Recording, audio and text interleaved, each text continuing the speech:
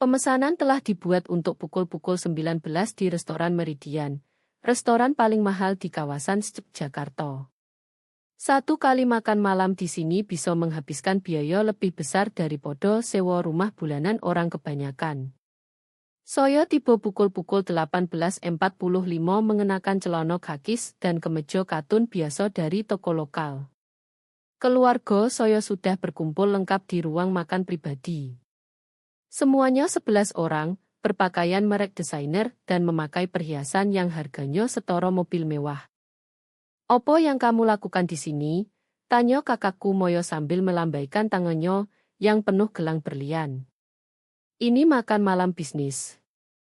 "Aku dapat undangan," kataku, Laras Wijaya, sambil mengeluarkan ponsel menunjukkan email dari asisten ibuku. "Ibu Sinta Wijaya, CEO Wijaya Group," meletakkan gelas anggurnya dengan suara keras. Dia memakai setelan Chanel Navy yang pasti harganya ratusan juta rupiah. Wajahnya menunjukkan ekspresi tidak suka yang sudah kukenal seumur hidupku. "Makan malam ini untuk orang bisnis sungguhan," katanya dengan suara tajam. "Bukan untuk pemimpi." Ayahku, Pak Hendra Wijaya, mengangguk dari kursi utama. Dia sudah pensiun sebagai CFO tapi masih memegang posisi dewan dan aura otoritas penuh. "Laras, kamu harus tahu tempatmu. Ini untuk anggota keluarga yang terlibat dalam bisnis. Kamu cuma membuat keramik di garasi rumah kontrakanmu." "Aku membuat keramik seni," kataku pelan. "Odo bedanya." "Tidak odo yang peduli bedanya," kata Moyo, marketing yang mendapat posisi karena koneksi pernikahan. "Kita sedang bahas akuisisi Teknonova senilai 3 triliun. Apa yang bisa kamu sumbangkan dalam pembicaraan itu?" Adikku Adi bahkan tidak mengangkat muka dari ponselnya. "Ibu benar. Kamu tidak cocok di sini." Memalukan. Aku menghitung. Odo orang tua, 3 saudara, 2 pasangan, dan Paman Budi sebagai penasihat hukum.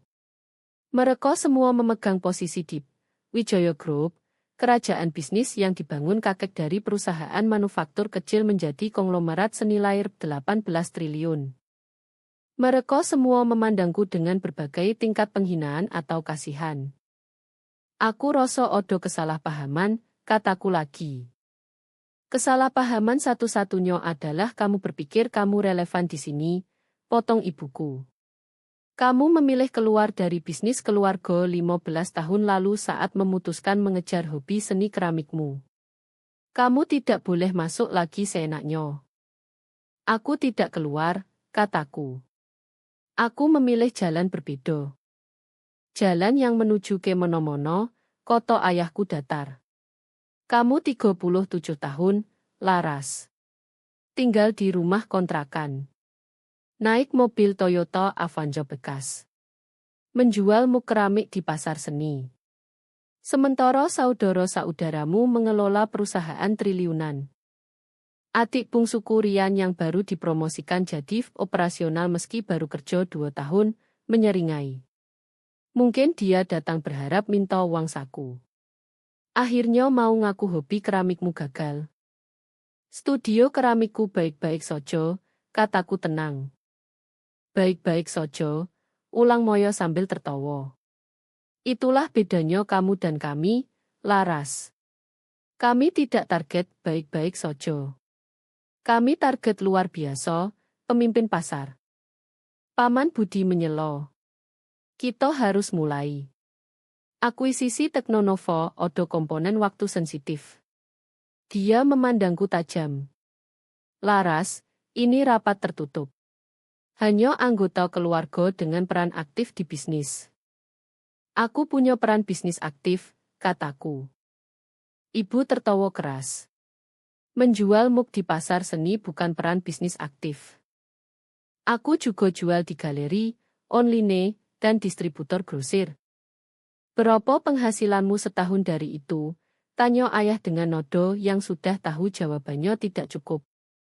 "Sekitar 700 juta, kataku. Meja langsung meledak tawa tertahan. Rian bahkan tidak menahan diri. Rep 700 juta. Budget pakaian Moyo sojo lebih dari itu. Mobil Adi lebih mahal daripada penghasilanmu setahun. Dan kamu pikir kamu pantas ikut rapat akuisisi rep 3 triliun? Mungkin kita panggil security, usul Moyo. Ini sudah menyedihkan. Aku mengeluarkan ponsel. Sebelum itu, aku perlu telepon sebentar. Oh Tuhan, Rian mengeluh. Ini performance. Mau telepon klub keramik untuk dukungan moral. Aku abaikan dan menelepon nomor spesial berdering 2 kali. Bu Laras Wijoyo. Saya perlu Ondo jalankan opsi 7. Jual semua kepemilikan senilai 4,5 triliun. Semuanya. Wijoyo Group, Wijoyo Manufacturing, Wijoyo Real Estate, dan Wijoyo Ventures. Setiap saham. Likuidasi total. Ruangan langsung hening. Douglas, partner senior di perusahaan investasi, tidak ragu. Ini portofolio Wijoyo lengkap. Ando yakin? 100% yakin, kataku. Hubungi firma lain juga. Saya ingin setiap saham yang saya miliki di entitas Wijoyo dijual sebelum pasar tutup besok. Tanpa pengecualian. Douglas tidak ragu. Ini akan butuh pemberitahuan dewan. Beritahu sojo, kataku. Mereka semua duduk di depanku sekarang. Ponsel mereka akan berdering dalam 30 detik. Aku tutup telepon. Ponsel ayahku bergetar duluan, lalu ibuku, paman, Moyo, Adi, dan Rian menyusul dengan cepat. Mereka semua menatap layar secara bersamaan, dan aku melihat warna hilang dari setiap wajah di meja. Apa yang kamu lakukan, bisik ibuku, menatap ponselnya. Aku menjalankan hakku sebagai pemegang saham, kataku tenang. Sesuatu yang seharusnya kulakukan bertahun-tahun lalu, tapi aku masih berharap kalian suatu hari melihatku sebagai sesuatu selain malu. Ayahku membaca notifikasi, tangannya sedikit gemetar. Ini bilang ini tidak mungkin. Ini bilang Laras Wijoyo menguasai 47% Wijoyo Group melalui berbagai kendaraan investasi. 47,3% tepatnya. Aku pemegang saham tunggal terbesar, koreksiku. Kakek memastikan itu sebelum meninggal. Mustahil, Koto Moyo. Perusahaan sudah go publik. Saham dibagi di antara keluarga. Sebagian besar iya, aku setuju. Tapi kakek menyimpan blok pengendali di trust pribadi. Dia memberikannya padaku saat ulang tahun K-21 bersama sekitar 1,2 triliun aset likuid. Dia bilang investasikan dengan bijak dan jangan biarkan keluarga tahu kecuali benar-benar terpaksa. Paman Budi sedang menggulir ponselnya dengan panik. Ini menunjukkan Wijoyo Manufacturing 62% dimiliki Clearwater Holdings Lodge. Wijoyo Real Estate 55% dimiliki Pacific Ventures Hub. Wijoyo Ventures 71% dimiliki Cascade Investment Group. Semua entitas yang aku kuasai, aku konfirmasi. Kakek mengajarku menyusun investasi melalui banyak kendaraan untuk efisiensi pajak dan privasi.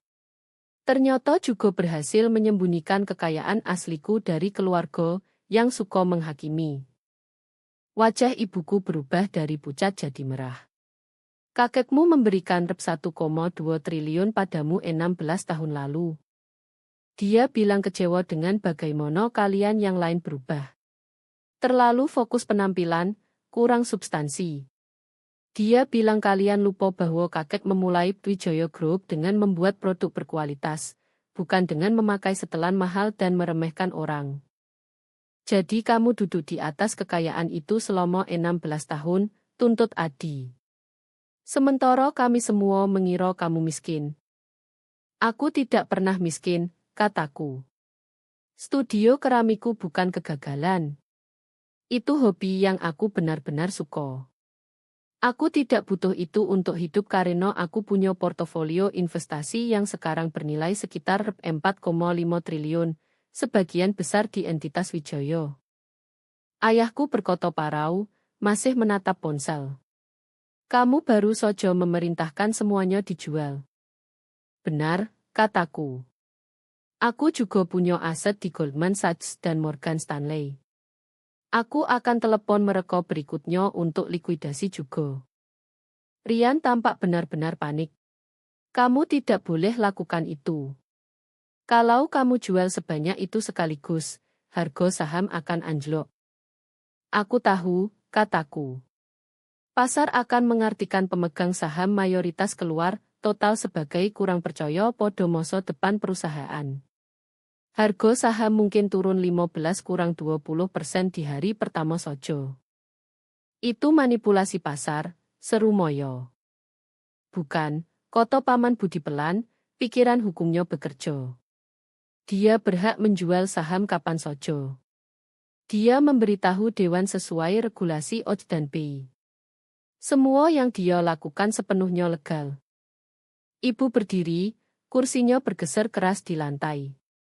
Laras, kamu tidak boleh lakukan ini. Kamu tahu apa yang akan terjadi pada perusahaan, pada keluarga. Aku bayangkan ini akan sangat mengurangi kekayaan kalian, kataku.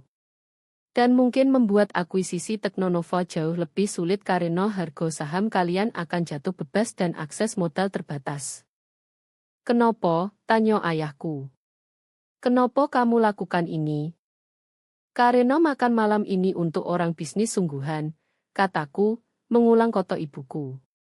Dan kalian baru saja membuat jelas bahwa aku tidak memenuhi syarat. Jadi aku keluarkan bisnisanku dari bisnis kalian. Sesederhana itu. Ponselku berdering. Aku angkat dengan speaker. Bu Wijaya, ini Katerine dari Goldman Sachs. Kami baru terima notifikasi likuidasi massal dari Whitmore. Konfirmasi Anda ingin kami jual posisi Wijaya Group juga. Konfirmasi, kataku. Jual semuanya, setiap aset terkait Wijaya di setiap portofolio yang kalian kelola untukku. Itu sekitar 1,4 triliun, kata Katerine. Ditambah posisi Whitmore, Anda likuidasi total sekitar 5,9 triliun. Adi tercekat. Ibu langsung memohon. Tunggu dulu. Kita bicara. Sekarang kalian mau bicara, kataku. 30 detik lalu kalian mau panggil security untuk usir aku. Katerine masih ditelepon. Bu Wijaya, lanjutkan. Aku pandang keluargaku. Ayahku memegang kepala dengan tangan. Moyo mengetik panik di ponsel, mungkin ke broker. Rian tampak mual. Adi pucat total. Hanya Paman Budi yang masih tenang, meski rahangnya tegang. Laras, koto ibuku, dan untuk pertama kali dalam ingatanku, suaranya punya emosi sungguhan bukan kritik dingin. Tolong, kita bahas ini secara rasional. Aku sudah coba bahas secara rasional selama 15 tahun, kataku. Setiap kali aku hubungi, kalian abaikan. Setiap kumpul keluarga, kalian bercanda soal hobi keramik kecilku. Setiap update bisnis, kalian buat jelas aku tidak penting untuk diikut-sertakan. Kami tidak tahu, koto Moyo lemah. Kalian tidak pernah tanya, koreksiku. Kalian asumsikan. Kalian lihat mobil bekasku dan rumah kontrakanku, lalu memutuskan kalian sudah tahu segalanya tentang hidupku. Tidak pernah terpikir bahwa aku memilih hidup sederhana, bahwa aku investasikan uangku daripada habiskan untuk simbol status. Bu Wijaya, Katerine mengingatkan. Ayahku mendongak. Apa yang kamu mau? Katakan. Apa yang harus kami lakukan agar kamu batalkan perintah ini? Aku mau kalian mengerti satu hal, kataku pelan. Aku tidak butuh kalian. Aku tidak pernah butuh. Kakek memastikan itu. Dia beri aku cukup sumber daya untuk hidup seperti yang aku mau, dan aku pilih hidup ini. Aku pilih buat keramik karena aku suka. Aku pilih tinggal di rumah kecil karena cukup buatku. Aku pilih mobil praktis karena aku tidak perlu impresi siapapun. Kami mengerti, kata ibuku cepat. Kami salah. Kami sangat salah. Katerine, kataku ke telepon. Tahan perintah untuk sekarang, tapi siapkan semuanya siap dieksekusi. Dimengerti, kata Katerine. Kami pertahankan posisi, tapi perintah jual tetap siap. Katakan sojo koto katanya. Aku tutup telepon dan pandang keluargaku. Ini yang akan terjadi. Kalian semua duduk dan benar-benar dengarkan aku bicara. Untuk pertama kali dalam 15 tahun, kalian akan perlakukan aku seperti aku punya sesuatu berharga untuk diberikan.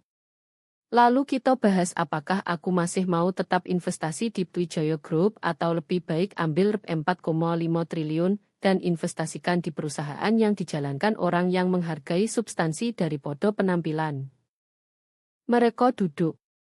Semua, termasuk ibuku, tenggelam kembali ke kursi seperti anak-anak yang diomeli. Aku lanjut. Akuisisi Teknonova adalah kesalahan. Aku sudah review laporan keuangan. Kalian bayar terlalu mahal untuk perusahaan dengan pongso pasar menurun dan teknologi lomo. Kalian lakukan karena terlihat bagus. Teknonova punya nama besar dan klien prestisius, tapi fundamentalnya lemah. Bagaimana kamu tahu fundamentalnya? Tanya Adi. Karena aku terima paket dewan untuk setiap entitas Wijaya selama 16 tahun, kataku. Terus kakek mewajibkan aku terima semua komunikasi pemegang saham. Aku baca setiap laporan triwulanan, setiap rencana strategi, setiap proposal akuisisi. Aku hanya tidak voting atau hadir rapat karena aku ingin lihat apakah kalian bisa sukses tanpa campur tanganku. Ayahku bertanya hati-hati. Dan bagaimana penilaianmu? Kalian cukup baik di beberapa bidang, aku akui. Divisi properti sangat sukses, tapi kalian juga buat beberapa keputusan buruk yang didorong ego bukan strategi. Akuisisi Teknonova adalah yang terburuk. Paman Budi condong ke depan. Opo saranmu sebagai gantinya? Odo perusahaan kecil bernama Inovasi Nusantara, kataku. Setengah harga Teknonova, tapi teknologi lebih baik dan tim lebih muda serta inovatif. Mereka tidak punya nama besar, tapi punya substansi. Twijaya Group dibangun atas reputasi kualitas dan inovasi. Akuisisi Inovasi Nusantara sesuai warisan itu. Teknonova hanya hiasan mahal. Aku dengar Rian menggumam. Aku pernah dengar Inovasi Nusantara. Mereka kembangkan platform cloud yang sekarang dipakai 3 perusahaan Fortune 100. Benar, kataku. Dalam 5 tahun mereka akan bernilai lebih dari Teknonova. Sekarang kalian bisa akuisisi dengan rep 1,4 triliun daripada rep 3 triliun untuk aset yang menurun. Ibu dan ayah saling pandang. Untuk pertama kali aku lihat mereka benar-benar mempertimbangkan kata-kataku bukan mengabaikan. Kamu benar-benar mengikuti perusahaan selama ini, tanya Moyo. Setiap triwulan, kataku. Setiap rapat dewan, setiap inisiatif strategi. Aku tahu Twijaya Group sebaik kalian. Aku hanya tidak merasa perlu buktikan sampai kalian buat jelas pendapatku tidak berharga. Ayahku berdehem. Kalau kami pertimbangkan saranmu soal akuisisi, kamu akan pertahankan posisi investasimu. Itu tergantung, kataku. Apakah ini perubahan sementara karena kalian takut rugi? Atau perubahan permanen dalam cara kalian melihatku dan peranku di keluarga ini. Permanen, kata ibuku. Suaranya terdengar tidak nyaman, seolah kata-kata itu menyakitkan fisik, tapi dia tetap ucapkan. Kamu benar. Kami sudah jahat padamu bertahun-tahun. Kami buat asumsi dan kami kejam soal itu. Kalian memang begitu, aku setuju. Kalian menghakimi aku karena hidup sederhana sementara kalian habiskan uang untuk hal-hal yang dirancang mengesankan orang yang bahkan tidak kalian suka. Kalian ejek aku karena melakukan pekerjaan yang aku cintai bukan pekerjaan yang bayar ratusan juta. Kalian tentukan nilai diriku berdasarkan mobil dan rumahku bukan karakter atau kemampuanku. Kami minta maaf, Kotomoyo, dan kali ini dia terdengar sungguh-sungguh. Aku pelajari mereka semua. Ibu tampak lebih kecil entah bagaimana, setelan mahalnya tidak bisa memberikan baju zirah superioritas yang biasa dia pakai. Ayah tampak lebih tua, beban kesalahannya terlihat di setiap garis wajah. Saudara-saudaraku kehilangan seringai dan kekejaman santai mereka, diganti sesuatu yang hampir mirip rasa hormat.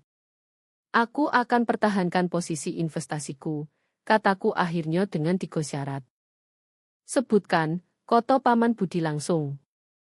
Pertama, aku mau kursi dewan. Terus kakek beri aku hak itu, tapi aku tidak pernah klaim. Aku klaim sekarang. Aku mau suara dalam keputusan besar. Setuju, Koto ayahku tanpa ragu. Kedua, keluarga berhenti buat keputusan berdasarkan penampilan dan mulai buat berdasarkan prinsip bisnis sehat. Artinya tidak ada lagi target akuisisi yang dipilih karena terdengar keren buat teman golf kalian. Tidak ada lagi perekrutan anggota keluarga yang tidak kompeten untuk posisinya. Aku pandang Rian tajam. Hei, Rian mulai protes. Kamu dipromosikan jadi operasional setelah 2 tahun di perusahaan. Aku potong. Kebanyakan punya 10 kurang 15 tahun pengalaman. Kamu dapat jabatan karena nama keluarga, bukan karena kamu layak. Rian buka mulut, lalu tutup lagi. Dia tidak bisa bantah karena kami berdua tahu itu benar. Syarat ketiga, tanya ibuku. Aku mau diperlakukan sebagai anggota keluarga sungguhan, kataku sederhana. Bukan kerabat memalukan yang kalian toleransi saat liburan. Bukan kegagalan yang tidak bisa sukses di dunia nyata.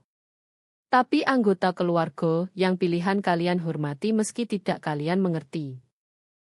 Ruangan Henning Lomo. Deal, Koto ayahku. Semua 3 syarat. Kamu dapat kursi dewan. Kami akan buat keputusan lebih strategis dan kamu akan diperlakukan dengan hormat yang pantas mulai sekarang. Ibu tambah, Laras, kamu mau tetap ikut makan malam? Kami hargai masukanmu soal akuisisi inovasi Nusantara. Aku telepon Katerine lagi. Batalkan perintah likuidasi. Pertahankan semua posisi. Dimengerti, Koto Katerine. Posisi dipertahankan. Aku kirim ringkasan portofolio update besok pagi. Aku tutup telepon dan duduk di meja, bukan di kursi asliku di ujung jauh, tapi di kursi kosong lebih dekat ke tengah.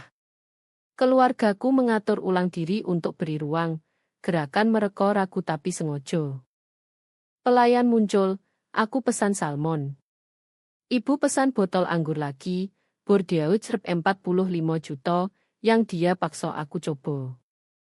Ceritakan tentang inovasi Nusantara, Koto Paman Budi, mengeluarkan tabletnya. Aku habiskan 20 menit berikutnya jelaskan teknologi mereka, posisi pasar, trajektori pertumbuhan, dan kenapa mereka lebih cocok secara strategis daripada Teknonova. Keluargaku mendengarkan, benar-benar mendengarkan, catat dan tanya pertanyaan cerdas. Platform cloud saja bisa hasilkan pendapatan berulang 800 miliar per tahun dalam 3 tahun, jelasku. Pendapatan Teknonova stagnan. Mereka hidup dari kontrak lama yang tidak akan diperbarui selamanya. Kenapa tim analisis kita tidak tangkap ini? Tanya Adi. Mereka tangkap, kataku. Odo di lampiran proposal akuisisi, halaman 47.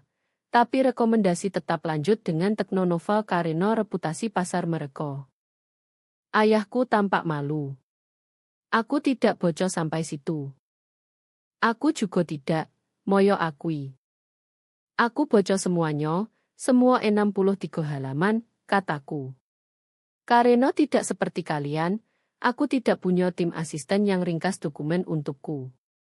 Aku harus riset sendiri. Kamu punya rep 4,5 triliun, tunjuk Rian. Kamu bisa hire tim asisten. Bisa, aku setuju. Tapi lalu aku akan kehilangan sentuhan dengan detail. Kakek ajarkan itu. Dia bilang, saat kamu berhenti baca laporan lengkap, saat itu kamu berhenti paham bisnismu. Kakek orang pintar, koto paman budi pelan. Dia memang pintar, aku setuju. Dia juga kecewa dengan sebagian besar kalian. Dia bilang padaku sebelum meninggal. Dia bilang kalian lupa opo yang membuat Wijaya Group sukses di awal. Produk berkualitas, keputusan cerdas, dan perlakukan orang dengan martabat terlepas posisinya. Ibu meringis. Dia bilang begitu. Dia bilang perusahaan sudah lebih tentang status daripada substansi. Kalian mulai hargai penampilan sukses daripada sukses sebenarnya. Itulah kenapa dia beri aku uang dan saham pengendali. Dia berharap aku ingat ajarannya dan gunakan saat waktunya tiba. Waktunya sudah tiba, koto ayahku. Kami habiskan sisa makan malam bahas strategi bisnis. Aku bagikan analisis beberapa peluang lain yang aku pantau. Perusahaan manufaktur kecil dengan proses inovatif, pengembangan properti di pasar baru, startup teknologi AI untuk aplikasi industri. Keluargaku catat, tanya, dan untuk pertama kali dalam hidup dewasaku, perlakukan aku seperti aku punya pengetahuan berharga untuk dibagikan. Saat pencuci mulut datang, suasana sudah berubah total.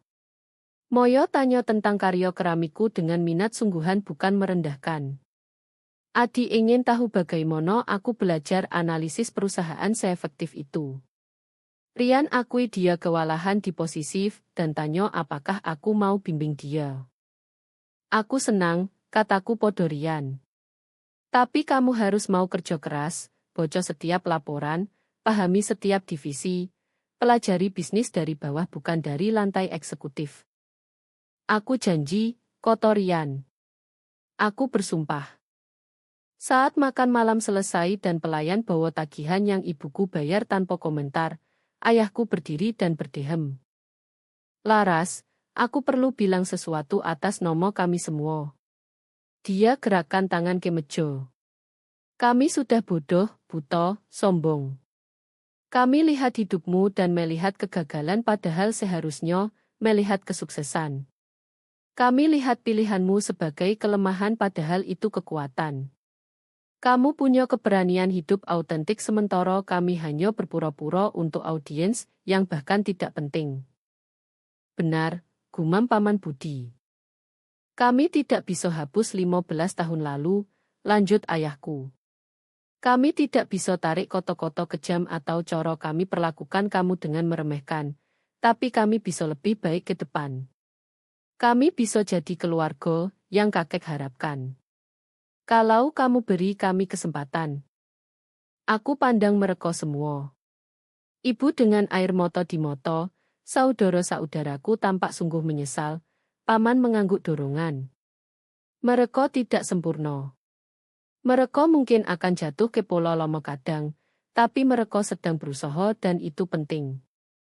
Aku beri kalian kesempatan, kataku. Tapi pahami ini.